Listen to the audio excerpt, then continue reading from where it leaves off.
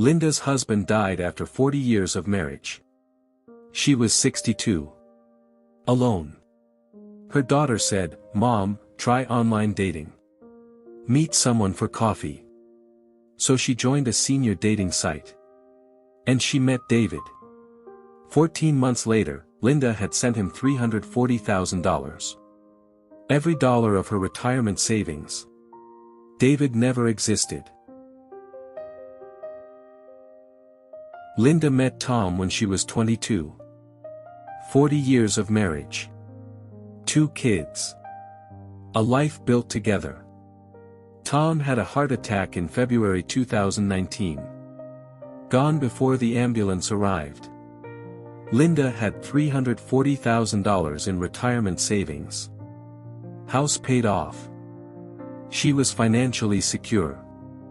But emotionally? She told me, "I'd make 2 cups of coffee every morning. Then I'd remember." Her kids lived hours away. The house was so quiet. The nights were so long. 6 months after Tom died, her daughter said, "Mom, you can't just sit in this house. Try a dating site. Do something." Linda wasn't looking for romance. She just wanted someone to talk to. In November 2019, she joined a dating site for seniors. That's when she saw David's profile. David Harrison. Age 67. Widower. Civil engineer working overseas. His profile said, "Lost my wife to cancer. Still learning how to live without her." Linda sent him a message. Within an hour, he responded.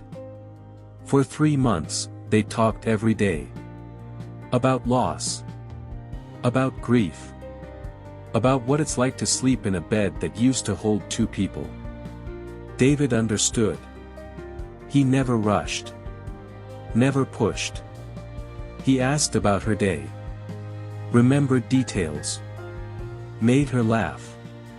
In February 2020, exactly 1 year after Tom died, David said, "I think I'm falling in love with you." Linda felt something she hadn't felt in a year. Hope.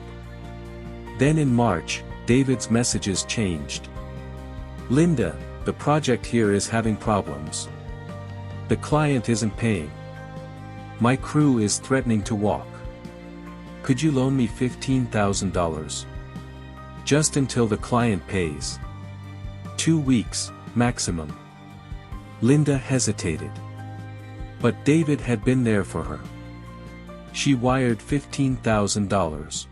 2 weeks later, David said the client still hadn't paid. "Could you send another $30,000? Then equipment problems. $50,000. Government fees. $65,000. Legal fees. $80,000. Emergency repairs.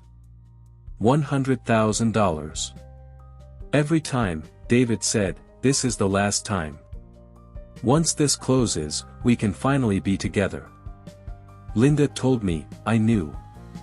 After maybe the 4th transfer, I knew something was wrong.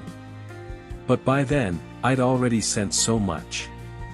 And if I stopped, it meant admitting I'd been a fool. It meant being alone again.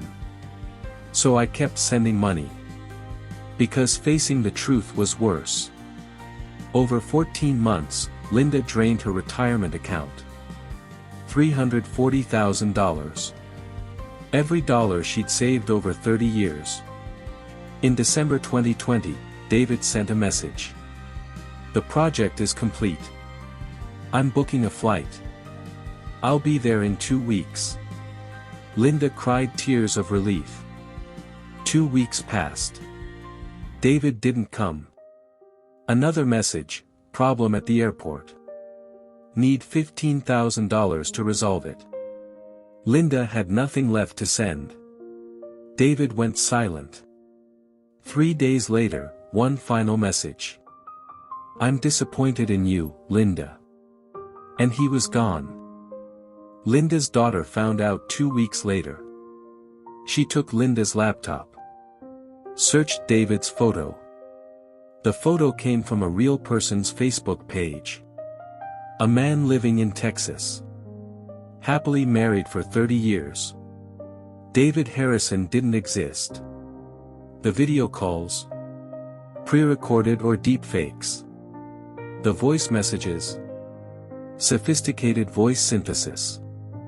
David was a professional scammer running dozens of fake relationships simultaneously. Her daughter called the FBI. These scammers operate internationally. The money is likely gone. The bank said, "You authorized these transfers. We can't reverse them." A lawyer said, "There's no one to sue. We don't know who they are." $340,000.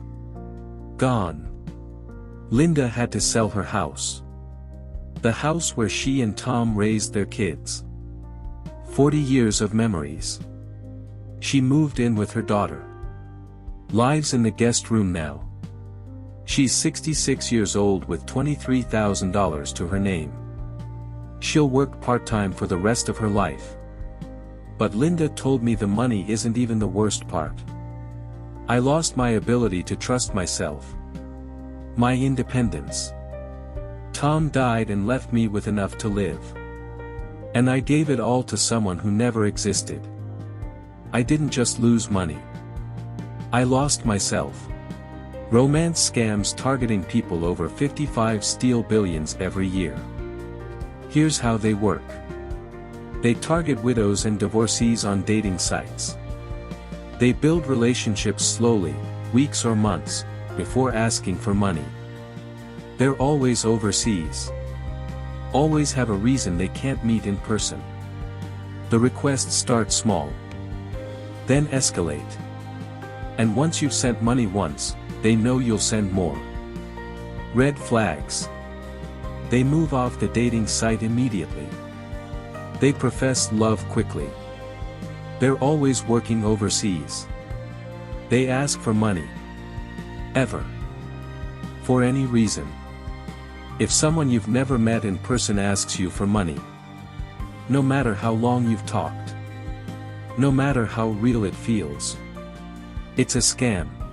This story is based on documented romance scam cases. Created for educational purposes. This is Fortune's verdict.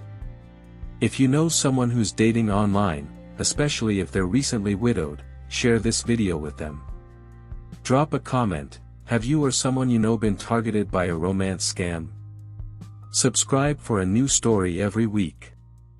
The next one might protect someone you love.